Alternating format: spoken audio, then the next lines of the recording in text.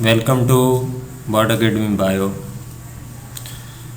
Dear students, आज जो हमारा टॉपिक है वो है म्यूटेशन। यह टॉपिक सेकंड ईयर बायोलॉजी में सिंध टेक्स्ट बुक का जो सिलेबस है उसमें chromosome and DNA chapter number 22 है। उसमें एक टॉपिक आता है म्यूटेशन। आज म्यूटेशन के बारे में हम बात करेंगे, तो वीडियो को एंड तक देखना और उसके साथ साथ आपको क्या करना है कि अपने नोट्स भी बनाने हैं। चैनल को भी आपको सब्सक्राइब करना है ताकि हमारी अगली न्यू वीडियो जब भी अपलोड करें तो आपको नोटिफिकेशन मिल जाए। चलो शुरू करते हैं। म्यूटेशन क्या होता है? म्यूटेशन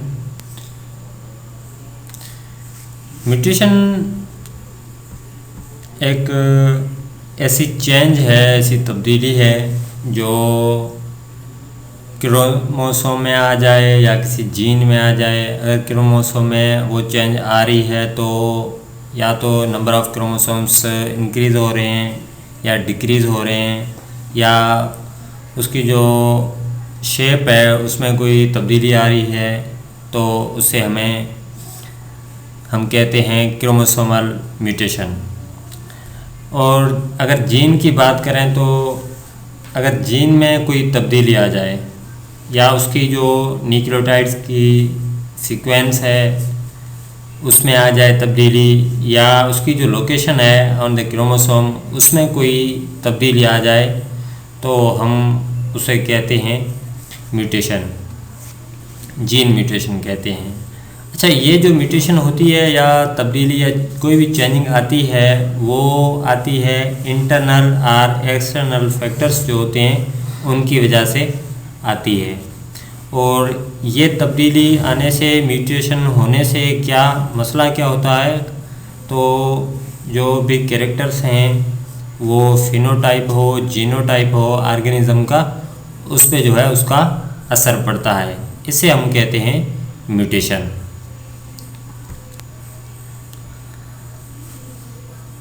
उसके बाद है म्यूटाजेंस। म्यूटाजेंस क्या हैं? ये वो सबस्टेंसेस हैं जो म्यूटेशन काज करते हैं, और इनके जो हैं वो मेनली 3 जो हैं,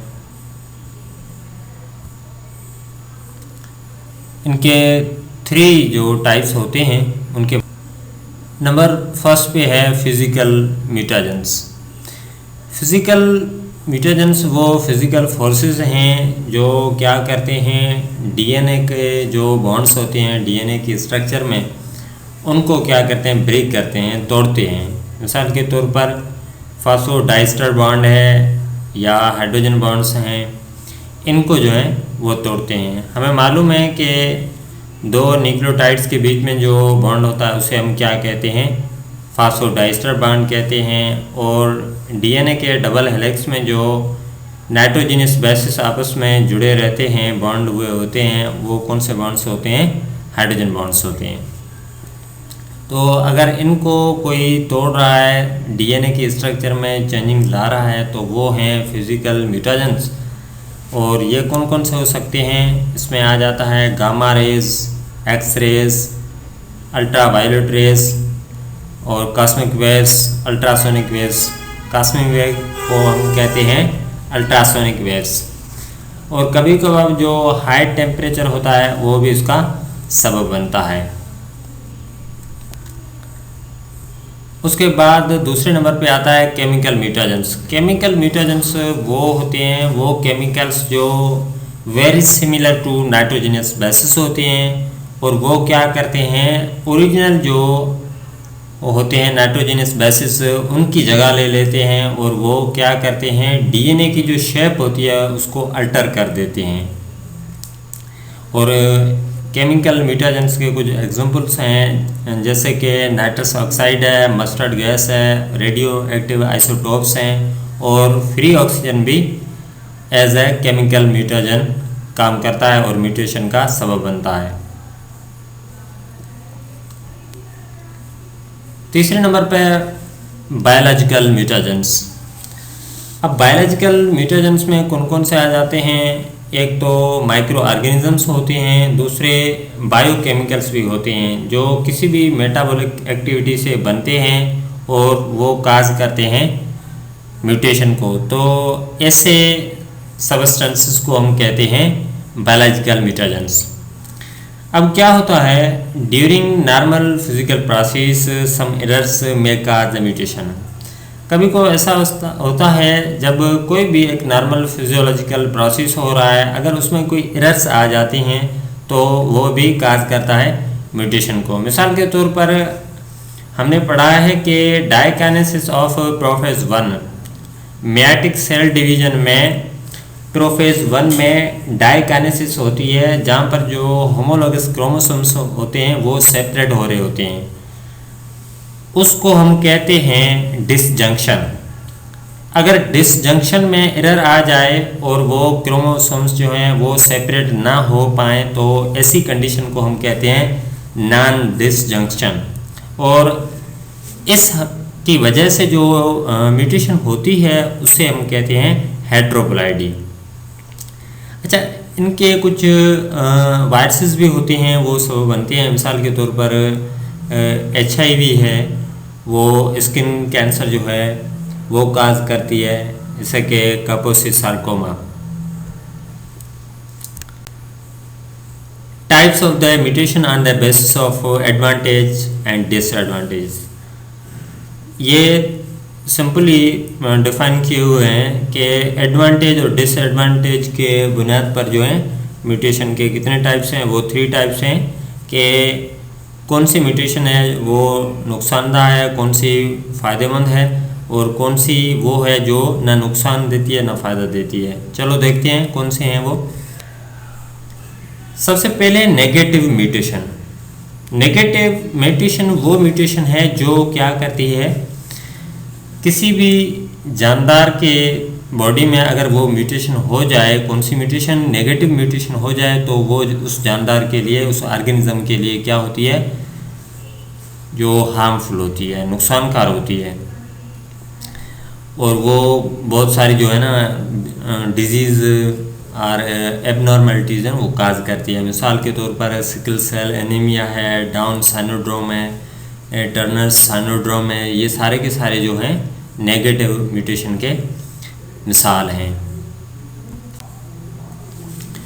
उसके बाद है पॉजिटिव म्यूटेशन। भाई पॉजिटिव अगर हम इस वर्ड को ले लें तो मीन दैट के वो फ़ायदे की चीज़ की बात हो रही है। ये वो म्यूटेशन है अगर किसी भी लिविंग में हो रही है तो वो क्या करती है, उस ऑर्गेनिज्म के लिए फ़ायदेमंद है, उसको फ़ायदा देती है। अब इस पॉजिटिव म्यूटेशन से क्या होता है कि वो बेटर एलील्स जो हैं वो प्रोड्यूस करती है, और इसका जो मेन रोल है वो नेचुरल सिलेक्शन में होता है। अच्छा, इसका दूसरा फ़ायदा ये भी है कि एक ही स्पेशीज़ जो है वो डिफरेंट वैराइटीज़ पैदा कर सकती है, और अक्सर ये होती है प्लांट्स में। उसके बाद है न्यूट्रल। न्यूट्रल म्यूटेशन वो है, कुछ जीन्स जो होते हैं वो क्या करते हैं, अगर म्यूटेट हो जाते हैं, लेकिन वो क्या करते हैं अपने फिनोटाइप के लिए जो है ना वो हार्मफुल नहीं होते। अगर कोई म्यूटेशन हो रही है लेकिन वो हार्मफुल नहीं है तो ऐसी म्यूटेशन को हम कहते हैं न्यूट्रल म्यूटेशन।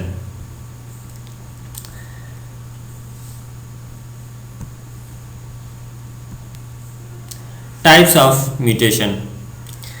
अब म्यूटेशन के हम टाइप्स की बात करने जा रहे हैं। तो म्यूटेशन को जो डिवाइड किया गया है वो on the base of location and sources, उसके बुनियाद पर उसको जो है ना जो वो डिवाइड किया गया है। हम पहले बात करेंगे on the basis of location. सबसे पहले हम बात करेंगे क्रोमोसोमल म्यूटेशन। अब क्रोमोसोमल म्यूटेशन क्या है? Any change in the shape and number of chromosome.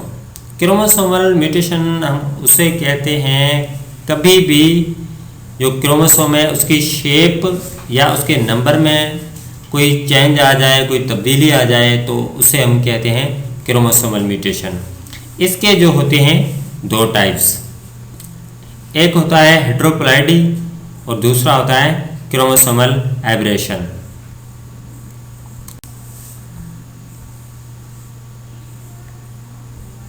उसके बाद है हेट्रोप्लाइडी। पहले हम बात करेंगे हेट्रोप्लाइडी की। हेट्रोप्लाइडी मीन दैट के ये जो है चेंज आ जाती है number of chromosomes due to non disjunction during diakinesis. Non disjunction की हम पहले बात कर चुके हैं। अगर नॉन डिसजंक्शन के वजह से डायकाइनेसिस के दौरान अगर कोई म्यूटेशन हो रही है तो हम उसे कहेंगे हेट्रोप्लाइडी। अब हेट्रोप्लाइडी के दो टाइप्स होते हैं, एक होती है पॉलीप्लाइडी होती है,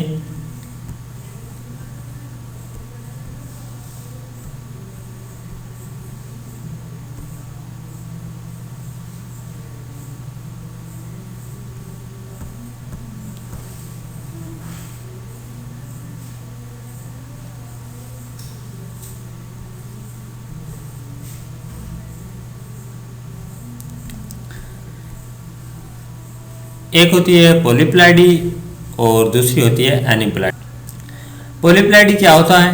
पॉलीप्लाइडी जो होता है वो any change in the whole set of chromosomes. भाई ऐसी म्यूटेशन जो किसी भी ऑर्गेनिज्म के जो होल सेट है क्रोमोसोम का उसमें चेंज आ रही है तो हम उसे कहेंगे पॉलीप्लाइडी।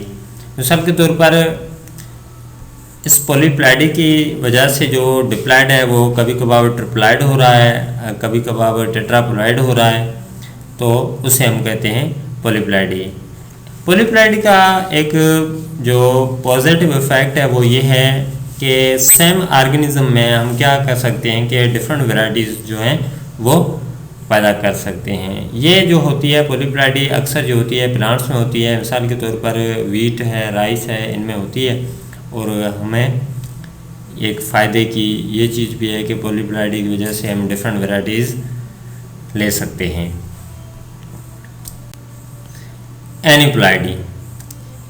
अब एनीप्लाइडी क्या है? Chromosomal mutation in which one or two chromosomes increase or decrease in karyotype of organism. Aneuploidy क्या है कि जो कैरियोटाइप है, कैरियोटाइप क्या है? अरेंजमेंट ऑफ द क्रोमोसोम्स, उसमें कोई तब्दीली आ जाए, एक या दो जो क्रोमोसोम्स हैं या इंक्रीज हो जाएं या डिक्रीज हो जाएं, तो ऐसी कंडीशन को हम कहेंगे एनीप्लाइडी।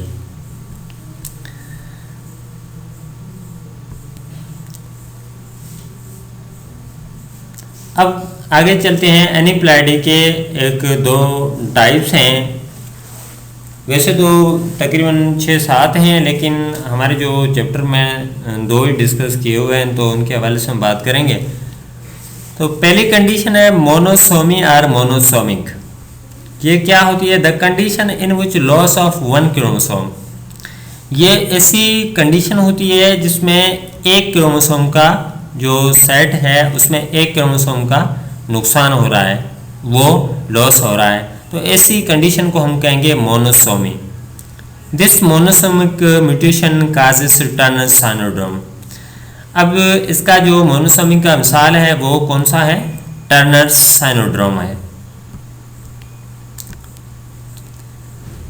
अब हम बात कर रहे हैं मोनोसोमिक कंडीशन जो टर्नर सिंड्रोम है वो क्या होता है उसके बारे में बात करेंगे कि भाई ये ऐसी कंडीशन है जिसमें sex chromosomes in human female में सेक्स क्रोमोसोम्स जो होते हैं उनमें क्या होता है? मसला आ जाता है। वो कहाँ पर आता है? क्रोमोसोम नंबर 44 पर। The affected females are infertile, short height, edema hands and feet etc। तो ये कौन सी कंडीशन है? मोनोसोमिक कंडीशन है। ट्राइसोमी और trisomic, the condition in which addition of one chromosome. ये कौन सी कंडीशन है? जो हमने टर्नर्स साइनोड्रोम पढ़ा, मोनोसोमी पढ़ी, उसमें एक क्रोमोसोम का लॉस हो रहा था, लेकिन इधर क्या है, ट्राइसोमी में क्या है कि एक क्रोमोसोम का एडिशन हो रहा है। तो ऐसे जो कंडीशंस होती हैं उनको हम कहते हैं ट्राइसोमी या ट्राइसोमिक कंडीशन। इसका मिसाल है Down syndrome and Klinefelter syndrome. इसके बारे में हम आगे बात कर रहे हैं। Down syndrome, it is the trisomic condition in which the one chromosome added with chromosome number 21 in karyotype।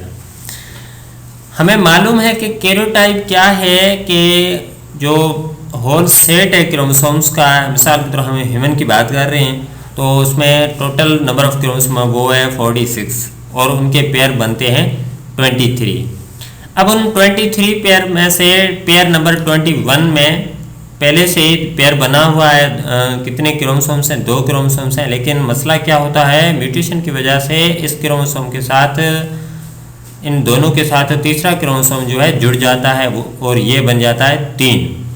तो इस हवाले से, इस वन क्रोमोसोम एडिशन के हवाले से ये जो कंडीशन बन रही है इसे हम कहेंगे डाउन साइनोड्रोम। ये कहाँ पर पाई जाती है? ये both in male and female दोनों में पाई जाती है, और ये जो है ऑटोसोमल कंडीशन है। हमें मालूम है कि क्रोमोसोम्स जो होते हैं हमारी बॉडी में 2 तरह के होते हैं, एक होते हैं ऑटोसोम्स और दूसरे होते हैं सेक्स क्रोमोसोम्स।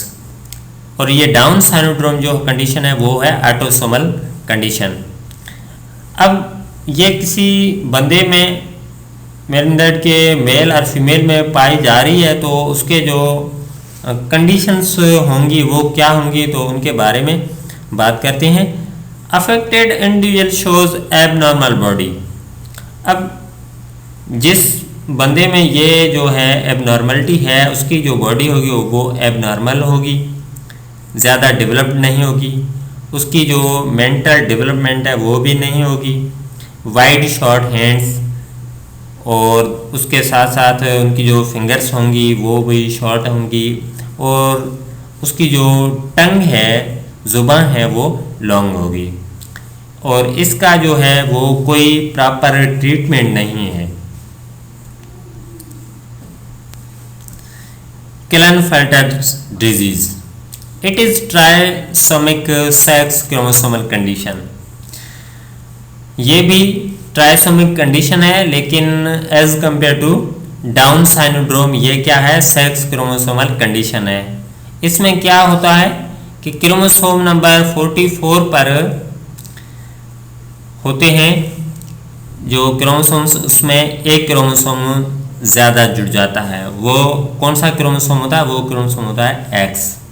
और ये कंडीशंस होती हैं किन में? ह्यूमन मेल में होती हैं।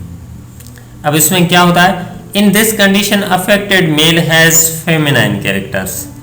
अब इसमें क्या है, अगर किसी मेल में ये हो रही है तो हमें मालूम है कि मेल के लिए जो क्रोमोसोम्स रिक्वायर्ड होते हैं वो होते हैं एक्स और वाई, ठीक है। लेकिन इधर कंडीशन ये है कि इन 2 एक्स और वाई के साथ तीसरा जो है वो एक्स जुड़ गया है, तो इस मेल में जो कंडीशंस देखने को मिल रही हैं, कैरेक्टर्स मिल रहे हैं, वो हैं फेमिनाइन, मीन दैट के फीमेल के कैरेक्टर्स जो हैं उसमें मिल रहे हैं। अब ये होने से क्या होता है, मेल में जो अफेक्टेड मेल है उसमें क्या होता है, उसकी जो बॉडी की जो डेवलपमेंट होती है वो लेस होती है, उसके जो फेशियल हेयर्स होते हैं वो भी लेस डेवलप्ड होते हैं, और उनके जो ब्रेस्ट होते हैं वो इनलार्ज होते हैं, बड़े हुए होते हैं, स्मॉल टेस्टिकल्स होती हैं, और उनकी जो वॉइस होती है, आवाज़ होती है, वो इतनी डीप नहीं होती, बिल्कुल पतली होती है, और इनफर्टाइल होता है, वो कभी भी रिप्रोड्यूस कर नहीं सकता। इसकी ट्रीटमेंट है वो है टेस्टोस्टेरोन थेरेपी, और ये अगर कोई अप्लाई कर रहा है तो हो सकता है वो बंदा सही हो जाए। अब हम बात करते हैं क्रोमोसोमल एबरेशन के बारे में। पहले भी हम बात कर चुके हैं कि change in the chromosome structure or position of gene on chromosome, जब भी क्रोमोसोम की स्ट्रक्चर में तब्दीली आ रही है या उसकी जीन की जो पोजीशन है ऑन क्रोमोसोम वो तब्दील हो रही है तो उसे हम कहेंगे क्रोमोसोमल एबरेशन। इनके 4 टाइप्स होते हैं, इनके 4 टाइप्स होते हैं। सबसे पहला है डिलीशन और डिफिशिएंसी। अब क्या होता है, क्रोमोसोम ब्रेक होता है और उसका जो है पार्ट अलग हो जाता है और वो पार्ट जो है उसका लॉस हो जाता है और उसे हम कहते हैं डिलीशन। ये है नॉर्मल क्रोमोसोम, ये देख रहे हैं, ये है नॉर्मल क्रोमोसोम ABCDEFGH, ये नॉर्मल क्रोमोसोम है। लेकिन इसमें म्यूटेशन हुई, क्रोमोसोमल एबरेशन हुई, उसका कौन सा टाइप हुआ, डिलीशन हुआ। यानी कि ये जो पार्ट है रेड आप देख रहे हैं, ये क्या हुआ, इस क्रोमोसोम से ब्रेक हो गया, टूट गया और मामला क्या हुआ, यहाँ पर बिल्कुल गायब हो गया। तो ऐसी कंडीशन को हम कहते हैं डिलीशन। दूसरा है duplication, when part of the chromosome separated, जब क्रोमोसोम का जो पार्ट होता है वो सेपरेट होता है, and then attached with its homologous chromosome. Duplication को हमने ध्यान में रखना है कि जब क्रोमोसोम का पार्ट है वो सेपरेट होता है, टूटता है और वो जाकर अटैच होता है उसका जो होमोलॉगस क्रोमोसोम है उससे।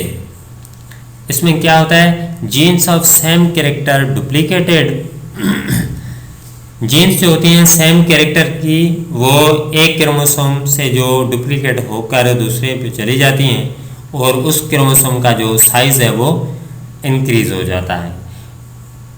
या ऐसे भी हम कह सकते हैं कि part of chromosome present in axis, axis में जो क्रोमोसोम का पार्ट मौजूद है, ज़्यादा मौजूद है, उसे हम डुप्लीकेशन कहते हैं। हमने इधर एक मिसाल बनाया हुआ है, ये है नॉर्मल क्रोमोसोम, देख रहे हैं ABCDEFGH, ये नॉर्मल क्रोमोसोम है। ये है डुप्लीकेशन, ये नॉर्मल आप देख रहे हैं ABCDEFGH, ये आप नॉर्मल देख रहे हैं, लेकिन यहाँ से जो है EFGH जो है डुप्लीकेट हुआ है और यहाँ पर इसके साथ भी मौजूद है। देख रहे हैं EFGH इधर भी मौजूद है, इधर भी मौजूद है, तो ये एक्सिस में पड़ा है, ज़्यादा पड़ा है, तो ऐसी कंडीशन को हम कहते हैं duplication. Translocation, when broken part of chromosome attach with non homologous chromosome. Duplication में क्या हो रहा था कि वो पार्ट ब्रेक हो रहा है, टूट रहा है, लेकिन अटैच किधर हो रहा है, उसके होमोलॉगस क्रोमोसोम पे। अब ट्रांसलोकेशन में क्या है, सिर्फ इतना ही डिफरेंस है कि ये जो ब्रोकन पार्ट है वो आकर अटैच हो रहा है विथ नॉन होमोलॉगस क्रोमोसोम। ऐसी कंडीशन को हम कहते हैं translocation. In this case size of chromosome increase but genes are not duplicated. ऐसी कंडीशन में क्या होता है कि जो क्रोमोसोम के जीन्स होते हैं उनकी जो साइज होती है वो तो इंक्रीज होती है, लेकिन उनकी जो जीन्स होती हैं वो डुप्लीकेट नहीं होते। आप यहाँ देख सकते हैं, ये है हमारा नॉर्मल क्रोमोसोम, ये क्रोमोसोम ए है, ये क्रोमोसोम बी है। अब ये क्या है, देख लें कि नॉर्मल क्रोमोसोम ABCDEFGH, ये दूसरा क्रोमोसोम है IJKLMNO। अब जब ट्रांसलोकेशन हुई तो इनके कुछ जो पार्ट्स हैं इस क्रोमोसोम के वो आ गए इधर और इसके पार्ट्स जो हैं वो आ गए इधर। तो ऐसी कंडीशन को हम कहते हैं translocation, inversion. When the change occurs in the sequence of genes within chromosome. भाई जब क्रोमोसोम के अंदर जो जीन्स की सीक्वेंस होती है वो चेंज हो रही है, इसमें कोई भी जीन का नहीं लॉस होता है नहीं तो गेन होता है, लेकिन उसकी क्या होती है, सिर्फ और सिर्फ रीअरेंजमेंट होती है, और ये होती है किसी पर्टिकुलर क्रोमोसोम में। ये है हमारा नॉर्मल क्रोमोसोम ABCDEFGH, और ये बिल्कुल एक सीक्वेंस है, और इधर आप देख लें ये इनकी जो सीक्वेंस है वो बिगड़ चुकी है, तो ऐसी कंडीशन को हम कहते हैं inversion. Gene mutation. Gene mutation क्या होता है, occurs in a specific gene at a specific genetic code or location of gene change on chromosome। ये हम ऐसे कह सकते हैं, जीन म्यूटेशन क्या होता है कि जो स्पेसिफिक जीन होती है उसका जो जेनेटिक कोड होता है, अगर उसमें कोई तब्दीली आ जाए या किसी क्रोमोसोम पे जो जीन लोकेट कर रहा है उसकी लोकेशन में चेंज आ जाए, तो ऐसी कंडीशन को हम कहते हैं gene mutation. Gene mutation occurs due to change in composition and position of amino acids। Gene mutation अक्सर जो होती है वो जो अमाइनो एसिड्स की जो कंपोजिशन होती है उसकी वजह से हो सकती है, या अमाइनो एसिड की जो पोजीशन होती है उसकी वजह से भी हो सकती है, और replacement of one amino acid by another, या कभी कभार ऐसा भी होता है कि अमाइनो एसिड एक रिप्लेस कर देता है दूसरे को, और इस रिप्लेसमेंट की वजह से भी ये कंडीशन हो सकती है। तो इधर हमने बात करनी है पॉइंट म्यूटेशन के बारे में। पॉइंट म्यूटेशन क्या है, when change occurs at specific genetic code, और उसे हम कहते हैं पॉइंट म्यूटेशन। मेन दैट की बात कहाँ पर हो रही है, पॉइंट पे बात हो रही है कि जब भी किसी स्पेसिफिक जेनेटिक कोड में जो चेंज आ रही है तो हम उसे कहेंगे point mutation. If the sequence of nucleotide change then sequence or type of amino acids will be changed. अगर न्यूक्लियोटाइड की जो सीक्वेंस है वो चेंज हो रही है तो उस चेंज की वजह से जो अमाइनो एसिड का जो टाइप है वो भी चेंज होगा, and this change altars the nature of protein, और उस चेंज के वजह से जो प्रोटीन की जो नेचर है वो तब्दील हो जाती है। और फिर क्या होता है, देन न्यूली प्रोड्यूस्ड प्रोटीन में non functional or develop new characters in organism. भाई इस चेंज की वजह से जो न्यूली फॉर्मेड जो प्रोटीन है वो क्या करता है, या तो वो नॉन फंक्शनल होता है, बॉडी में कोई काम नहीं करता, अगर नॉन फंक्शनल नहीं होता है तो क्या करता है, वो अपने न्यू कैरेक्टर्स जो है ऑर्गेनिज्म में शो करता है। सिकल सेल एनीमिया, ये पॉइंट म्यूटेशन की बात हम कर रहे हैं, उसका एक एग्जांपल है सिकल सेल एनीमिया। ये डिसऑर्डर है हेमोग्लोबिन इम्पेयरमेंट का। इसमें क्या होता है, affected erythrocytes under low oxygen tension elongated and curved due to polymerization of hemoglobin। इसमें क्या होता है कि जो एरिथ्रोसाइट्स होती हैं जिनमें ये म्यूटेशन हो रही होती है वो लो ऑक्सीजन टेंशन की वजह से वो elongate हो जाती हैं और कर्व्ड हो जाते हैं। किस वजह से, उसमें जो पॉलीमराइजेशन हो रही होती है इस वजह से हो जाते हैं। नॉर्मल इंडिविजुअल होमोजाइगस जीनोटाइप, अब जो होमोजाइगस जीनोटाइप है उसमें जो है वो ये कंडीशन होती है, और जो अफेक्टेड होता है उसमें ये कंडीशन होती है। Heterozygous individuals do not suffer from this disease. अब हमने ये याद रखना है कि जो हेट्रोजाइगस इंडिविजुअल्स होते हैं वो इस डिजीज से सफ़र नहीं करते due to their half hemoglobin is normal. उसकी वजह क्या होती है कि उनके जो हाफ हेमोग्लोबिन होता है वो क्या होता है, नॉर्मल होता है। Due to this RBCs lose oxygen binding capacity. अब सिकल सेल एनीमिया की वजह से जो आरबीसीज होते हैं वो अपनी ऑक्सीजन की जो बाइंडिंग कैपेसिटी होती है वो उसका जो है ना वो लॉस हो जाता है, वो कैपेसिटी उनके पास नहीं रहती और फिर क्या करते हैं, जो ऑक्सीजन को है ना वो लेस डिलीवर करते हैं। इसकी वजह से ये जो है ना जो ब्लड वेसल्स होते हैं उनमें एक्यूमुलेट होना शुरू हो जाते हैं और ये मसला पैदा करते हैं। अब सिकल सेल एनीमिया के सिम्टम्स क्या हैं।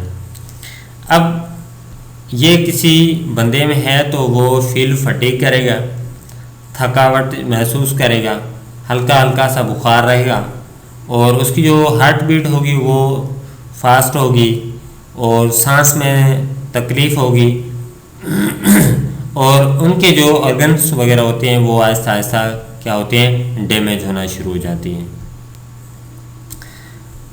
काजेस। अब इनके काजेस क्या हैं। Genetic code of 6 position for glutamic acid in beta chain of haemoglobin is replaced by valine. भाई सिकल सेल एनीमिया का ये बहुत ही ज़बरदस्त और बहुत इम्पोर्टेंट पॉइंट है, हमें याद रखनी है। सिकल सेल एनीमिया का जो सबब है वो क्या है। हमें मालूम है कि जो हेमोग्लोबिन है वो प्रोटीन है और 2 चेन्स की बनी हुई, एक होती है अल्फ़ा, दूसरी होती है बीटा चेन। अब बीटा चेन की जो 6 पोजीशन है उस पर जो नॉर्मल हेमोग्लोबिन है उस पर होता है ग्लूटामिक एसिड। कभी कभार इस म्यूटेशन की वजह से ग्लूटामिक एसिड की जगह ले लेता है वैलिन और इस वजह से सिकल सेल एनीमिया की कंडीशन बन जाती है। और क्या होता है, RBCs become sickle shaped due to this point mutation. और इस पॉइंट म्यूटेशन की वजह से जो आरबीसीज रेड ब्लड सेल्स होते हैं वो क्या होते हैं, सिकल शेप के हो जाते हैं। अब इसकी ट्रीटमेंट जो होती है वो एक तो ब्लड ट्रांसफ्यूजन है और दूसरा बोन मेरो ट्रांसप्लांटेशन भी है। और जो बोन मेरो ट्रांसप्लांट ये होती है लॉन्ग टर्म ट्रीटमेंट, ये जो है ज़्यादातर फ़ायदेमंद रहती है बोन मेरो की ट्रांसप्लांटेशन। उसके बाद है फिनाइल कीटोन्यूरिया, एक डिसऑर्डर है जिसे शॉर्टली PKU कहते हैं। इट्स इनहेरिटेड डिसऑर्डर, ये हम क्या कहते हैं, इनहेरिट करते हैं फ्रॉम पेरेंट्स। इसमें क्या होता है कि न्यूली बॉर्न बेबी जो होता है वो अनएबल होता है किसके, वो कन्वर्ट नहीं कर सकता फिनाइल एलेनिन को टायरोसिन में। क्यों नहीं कन्वर्ट कर सकता, उसकी वजह यह है कि due to this baby unable to synthesise phenylalanine hydroxylase enzyme. अब ये ऐसी कंडीशन है, इसमें जो न्यू बॉर्न बेबी होता है वो एक एंजाइम प्रोड्यूस नहीं कर सकता है, उसका नाम है फिनाइल एलेनिन हाइड्रोक्सिलेज।